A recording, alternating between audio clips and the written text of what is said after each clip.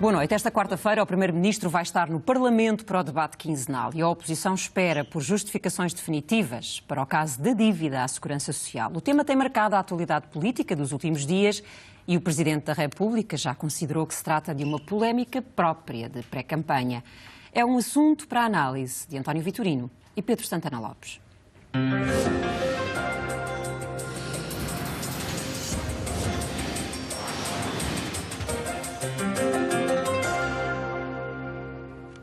Olá, muito boa noite aos dois. Dr. António Vitorino, esta semana começo por si. Muito bem. Falta-lhe entender alguma das razões do Primeiro-Ministro para a questão da Segurança Social? Para lhe dizer a verdade, eu estive fora quase toda esta semana e cada vez que ia à net eu ficava mais confuso. Nestas coisas, eu acho que há aqui uma frase popular que talvez se aplique. O que nasce torto, tarda ou nunca se endireita. E a explicação disto nasceu torto. Vamos ver o que é que o Primeiro-Ministro diz amanhã. Eu quase que podia repetir o que disse há 8 dias aqui atrás. Há duas coisas fundamentais. Primeiro, os factos.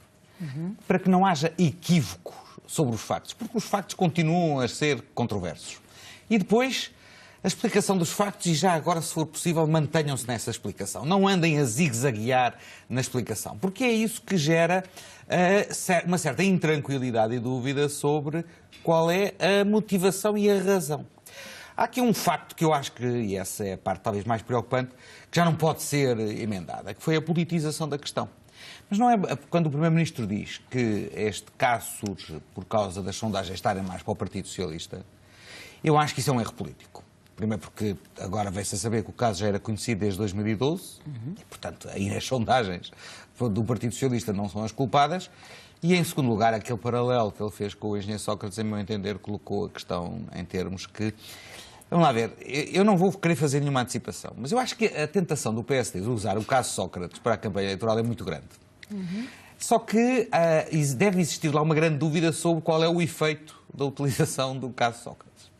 E a minha sensação é que este pequeno aperitivo que nós tivemos agora mostra uma coisa. Se nós vamos por aí para a campanha eleitoral, perdem todos. A abstenção aumenta, as franjas aumentam e acho que ninguém sai a ganhar. Mas posso estar enganado. Mas olha que é a previsão que eu gostaria de fazer hoje, esta noite, a propósito deste episódio. Muito bem. Eu já voltarei a si, depois para a forma como o Presidente da República se referiu ao tema, mas queria ouvir agora. Estarei sempre à espera do Sr. Presidente da República. Dr. Pedro Santana Lopes, o que é que espera que o Primeiro-Ministro possa dizer amanhã? Ele tem a capacidade de encerrar o assunto num debate ou nem por isso? Tem. O Primeiro-Ministro, lembro, quando foi o caso Tecnoforma, ele esteve bem no debate quinzenal, se bem me lembro. Pode ser que consiga o mesmo amanhã. Há uma semana eu tive a ocasião de dizer, para tentar explicar o que se tinha passado com a confusão de regimes que havia na Segurança Social, mas disse, quando isto acontece com o Primeiro-Ministro, é melhor o Primeiro-Ministro logo à partida pedir desculpa, lamentar o que aconteceu e procurar explicar. Aliás, os dois convergimos aqui mais ou menos na mesma posição. O António disse que já não se devia demitir, eu disse pedir desculpa. Depois vi que algumas pessoas, nomeadamente Marcelo Rebelo de Sousa, Luís Marques Mendes, na SIC, também manifestaram a mesma posição em relação ao pedido de desculpas, embora com fundamentos um pouco diferentes. Eu entendo que o Primeiro-Ministro, entretanto, já teve a ocasião de fazer o que equivale a um pedido de desculpas, na minha opinião, com franqueza. Ele disse muito humildemente, reconheço, pronto, que não estive bem, que não devia ter acontecido o que aconteceu. A oposição, eu depois ouvi António Costa Sábado dizer, mas eu entendo que ele ainda não se explicou cabalmente. E até a jornalista da SIC foi muito insistente, mas acha que se deve demitir ou não? Mas quer dizer, António Costa não chegou a dizer o que é que queria ver esclarecido ainda. Mas a oposição, outra, eu depois percebi, querem que o Primeiro-Ministro diga com que empresas é que trabalhou, para que empresa é que trabalhou e, portanto, para saber de onde é que se fez o desconto. Eu não sei se o Primeiro-Ministro vai querer responder e de que forma é que vai querer responder. Mas penso que devia aproveitar amanhã para encerrar o assunto. E não consigo compreender que se isso não se passar. Porque é óbvio que o tema, ninguém vai conseguir fugir ao tema amanhã no debate quinzenal, e se o tema lá vai estar, é que o encerrar, porque de facto considero, pronto, com os seus efeitos nefastos ou não, já durou o tempo que chega. Vamos então ao Presidente da República. O Partido Socialista, nomeadamente António Costa, dizia que este Primeiro-Ministro tem impunidade política que lhe é conferida pelo Presidente da República. O Presidente da República respondeu, ou comentou o caso, não terá de responder diretamente a António Costa, dizendo que já tinha no seu poder explicações dadas pelo próprio Primeiro-Ministro e que isto cheirava à campanha eleitoral, a ambiente de campanha eleitoral. Vamos ver, eu acho que a frase do Presidente da República é infeliz na parte em que coloca a questão cheirinha campanha eleitoral. Porque isso é mais próprio de um comentador do que do Presidente da República. Mas eu percebo qual era a intenção, e a intenção até faz algum sentido. É dizer, ora bem, arrumemos esta questão, esclareçamos-la e concentremos naquilo que é fundamental para o país. E o debate político não pode andar em torno de episódios. Este e outros, porque depois há sempre contra-episódios nestas histórias, isto é uma cadeia.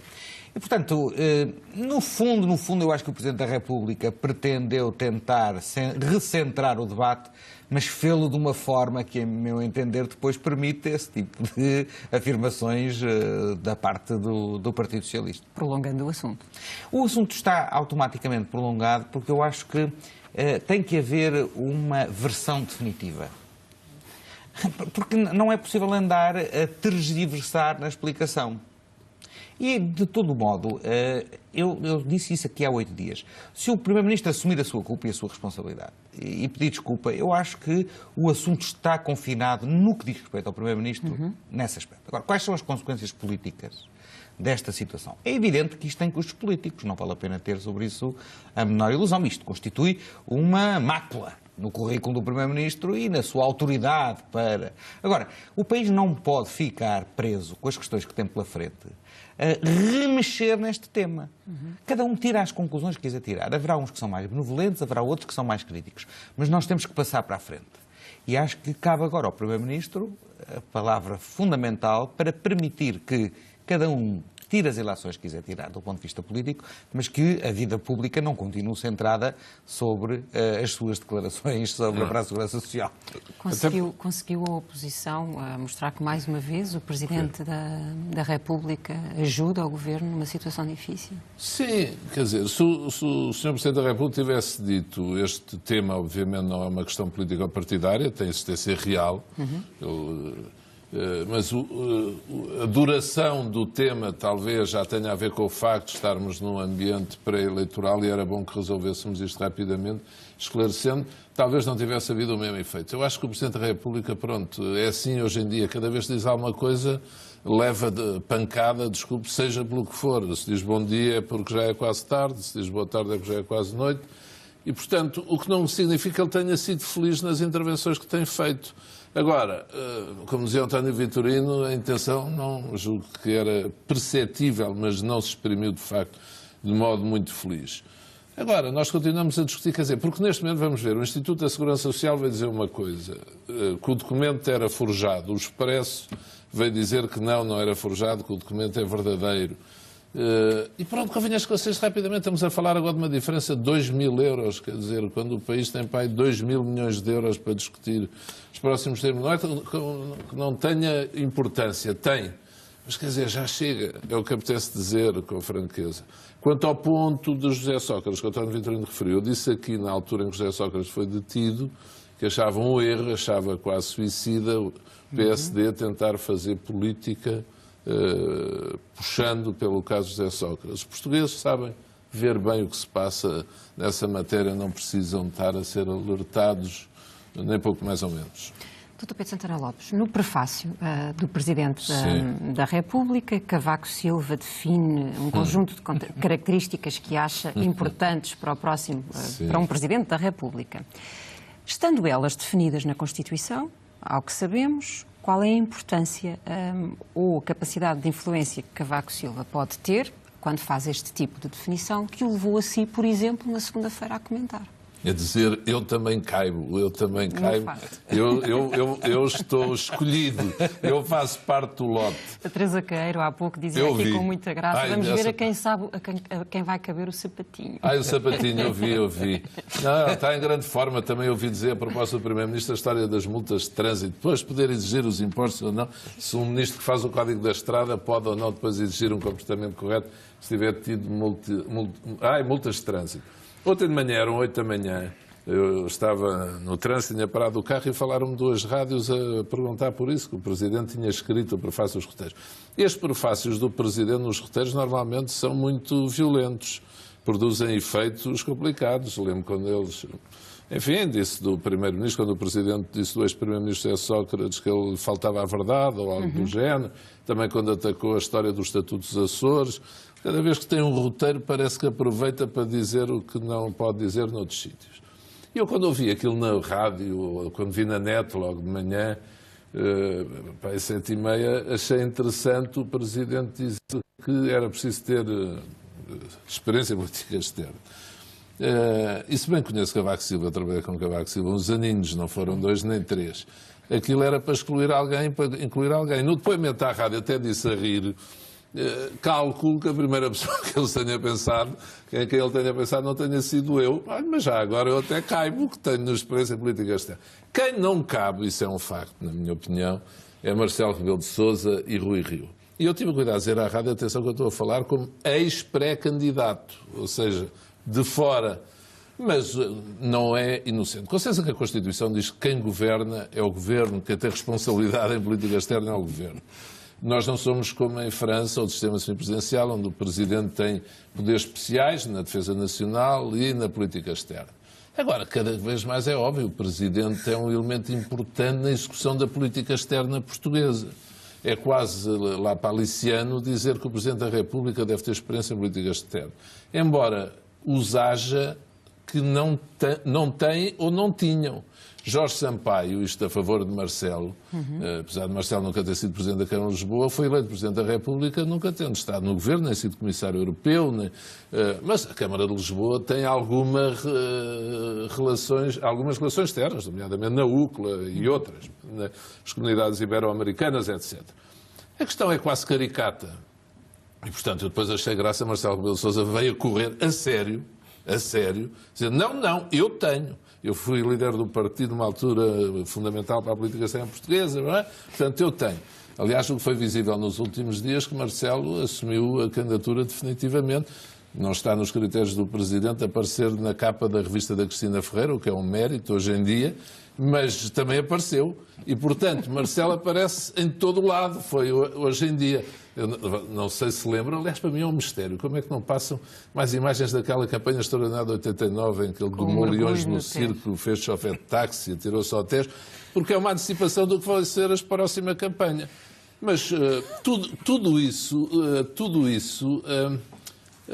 eu penso que tem um mérito. Ajuda a levar o tema das presidenciais para onde ele deve ser levado, que é os candidatos a Presidente da República, que tipo de perfil devem ter e que têm posições sobre o quê?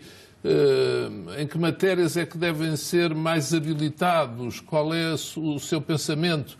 Pelo menos tem esse mérito. E Cavaco Silva a dizer isso, que devem ter experiência política externa, para mim estava a pensar numa pessoa. Durão Barroso, e o resto é conversa. Então, se for António Guterres, sabe que os presidentes estão lá, normalmente não gostam muito que lhe suceda um do seu partido. Portanto, Cavaco Silva deve ver António Guterres ou António Vitorino com alguma simpatia, digo eu. Penso eu de que. Agora, mas lá no fundo, Cavaco Silva gostava que fosse Durão Barroso. Porque será a única maneira do sistema que Cavaco Silva, apesar de tudo, representa, encontrar um digno representante passa a considerável tautologia. Ou seja, porque não é fácil. E essa equipa em que Cavaco Silva sempre se integrou, e se os portugueses pensarem bem nos últimos 10 anos de Portugal ou 15 anos de Portugal, sim, verão cá de facto um conjunto de pessoas. E um dia destes, se quiser fazer, não quero meter a foice em seara alheia, mas uma conversa mais profunda sobre isto, porque há uma organização do sistema que está de facto a cair. Nas comissões de inquérito, em todo o lado, e os portugueses têm de olhar para isto com atenção. porque estas jogadas ao mesmo tempo servem para dizer assim, deixa cá ver se entra ainda um dos nossos e se vai para lá. Está a ver?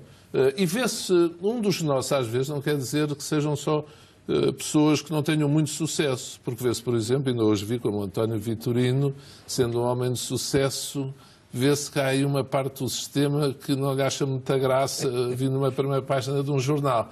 Agora, há umas coisas que são um bocado caricatas, como esta a dizer, o professor Cavaco Silva gosta de mim, calcula que não tenho grandes pretensões a isso, mas há outras lá por baixo que são mais sérias. Antes só de eu ouvir a opinião do Dr. António Vitorino, diga-me só o que é um ex-pré-candidato em bom rigor. Eu aqui há tempos era dado como pré-candidato, pois tive o cuidado de dizer que nem isso, e portanto prometemos que falávamos de candidaturas dos outros. E o Diário Notícias diz bem, ontem eu quase quebrei, Cavaco Silva levou-me a quebrar a promessa.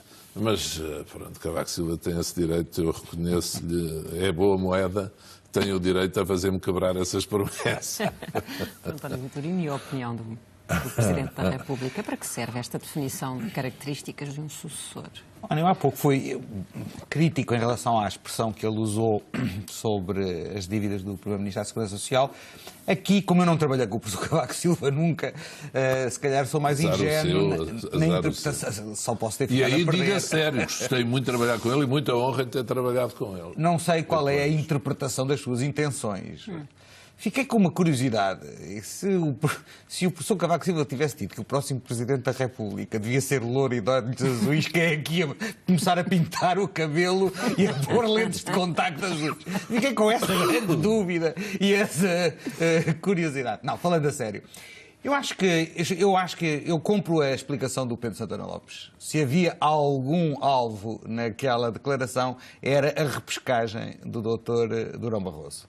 Agora, o Presidente da República tem que ser um perito em relações internacionais. Vamos ver, do ponto de vista pragmático, o Pedro já o disse, o Governo é que tem a condução da política externa.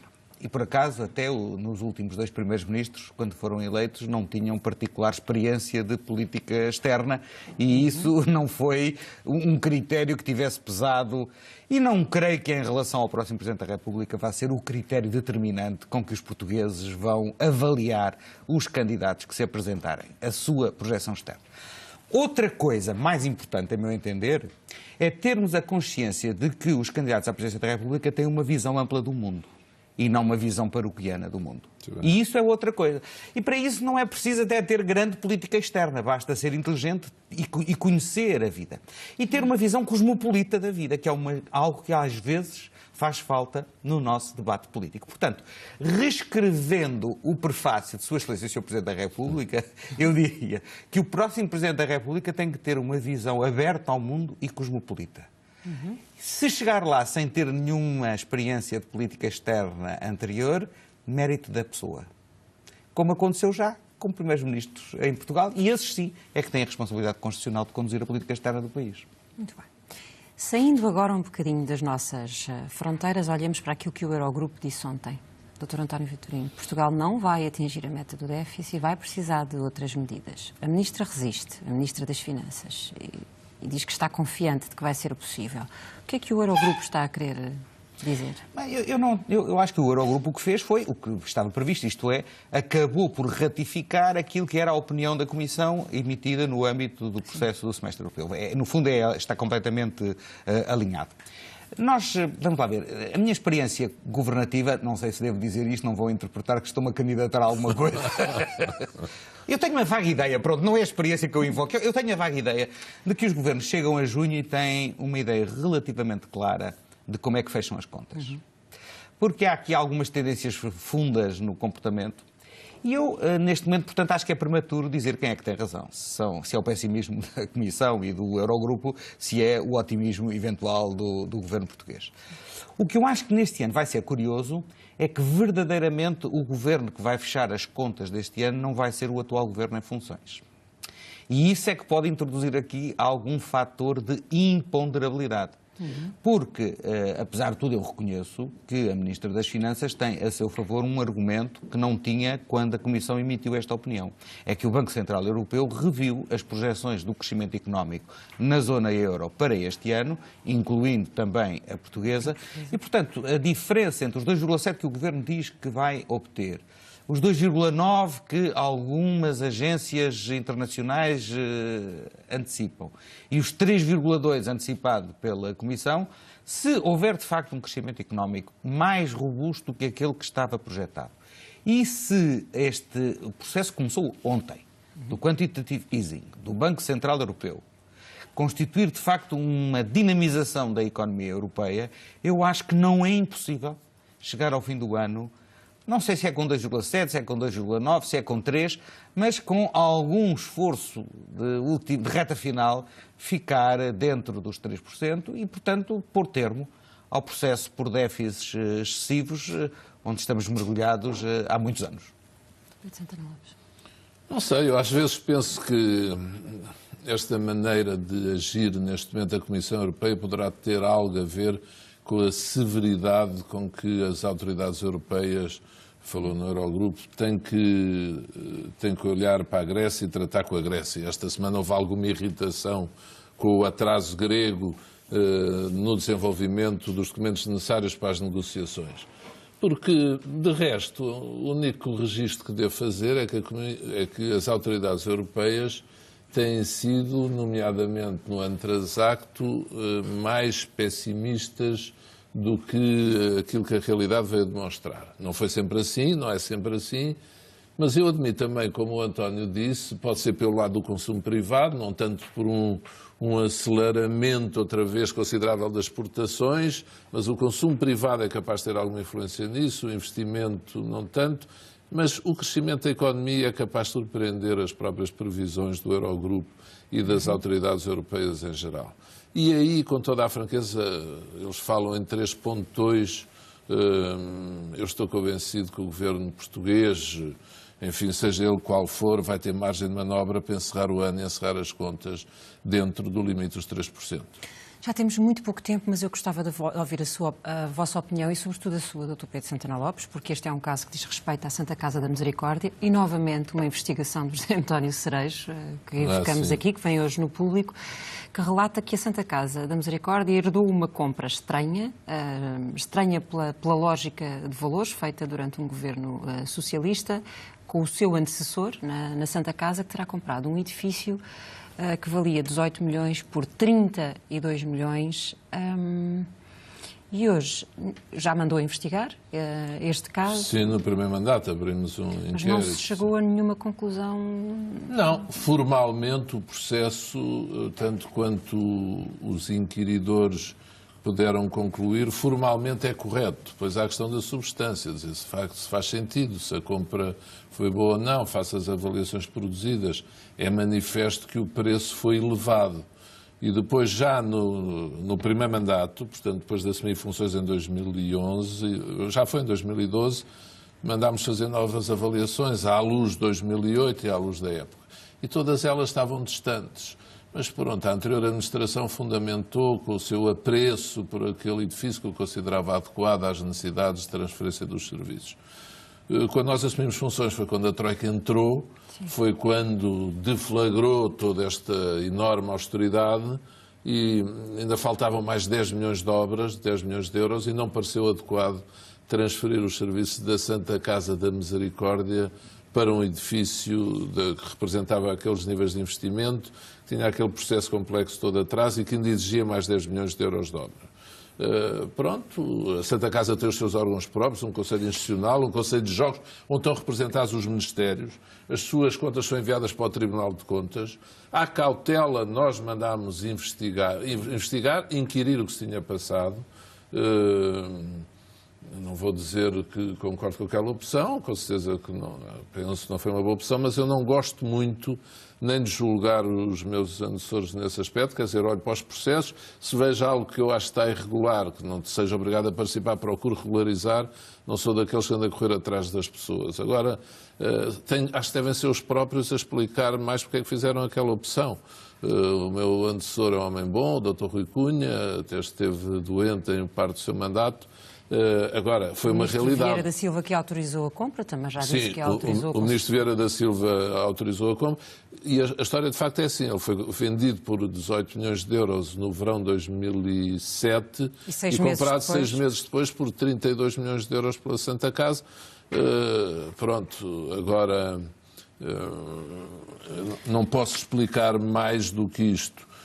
As contas e os processos seguiram os trâmites normais, formalmente corretos, e pronto, e nós estamos a tentar ressarcir-nos. O edifício está à venda neste momento e pronto, o imobiliário entretanto subiu, estamos a ver como é que podemos compensar isto. Sr. António Vitorino, que reflexão merece este tipo de gestão? Olha, eu só conheço a notícia do público, não conheço nenhum pormenor. Da leitura da notícia, há 2 pontos que chamam a atenção. O primeiro é que a passagem dos 18 para os 32 verificou-se numa operação entre um promotor imobiliário e uma companhia de seguros. E, portanto, a questão é avaliar em que medida é que as empresas que fizeram a avaliação dessa subida tinham consistência e essa subida era credível na altura, 2007, 2008, se não me engano. E depois, quando chegamos a este momento, 2013, houve de facto uma quebra do valor do imobiliário. Neste caso, terá sido uma quebra na ordem dos 60%. É possível aferir pelos preços de mercado se essa quebra está em linha com o que caiu a generalidade do mercado ou não. São critérios que têm que ser utilizados e que eu não vi exatamente todos explicitados na notícia, por isso, e não sei fazer as contas. Aguardemos pelo próximo artigo. Muito obrigada aos dois. Voltamos a encontrar-nos na próxima terça-feira às 10 da noite. Não há futebol, passo. Não me lembro, mas se houver eu aviso a tempo. Muito obrigado. E aos espectadores também. Fica por aqui a edição da noite. Desta terça-feira vem aí o Tempo Extra com o João Abreu e o Rui Santos. Boa noite, até amanhã.